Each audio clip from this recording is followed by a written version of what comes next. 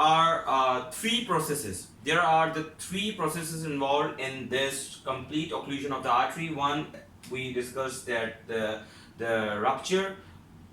One is the rupture of atherosclerotic plaque. Second is dissection, and third is erosion. So by rupture, dissection or erosion of the atherosclerotic plaque, the matrix, the inner material of plaque goes in contact with the blood and the platelet, where platelet activated by the body, by the response of our body, and it starts clotting it starts clotting our blood. So what happens actually, that when it starts clotting, clotting our blood, they cause a complete occlusion of artery, which ultimately causes what? Infarction.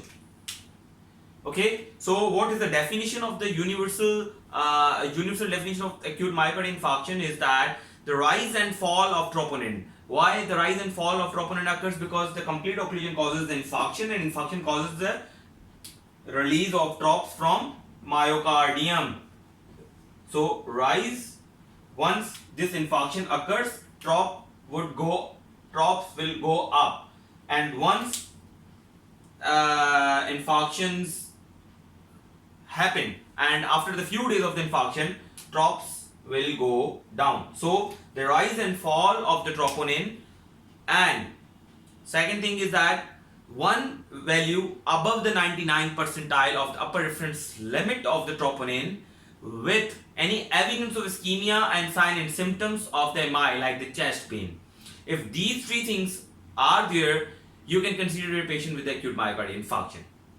Okay, but if the patient had done with percutaneous intervention on that patient, then you need to consider the value of the drop should be more than 5 times of upper reference limit after PCI, if you are going to diagnose, and if you are considering a patient as a patient of acute elevation of MI with the STT changes in the ECG and the drops, then the drop should be more than 5 times of the upper reference limit.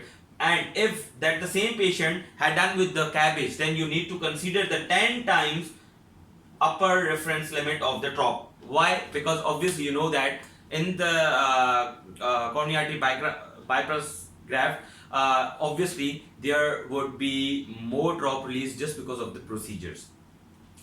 So now we're gonna discuss about what? Now we're gonna discuss about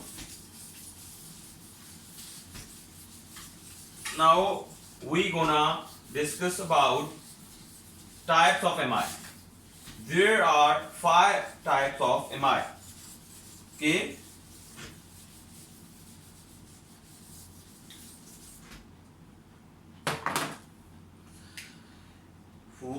Obviously, type 1 is the most common type, which occurs because of rupture, dissection, and erosion of plaque.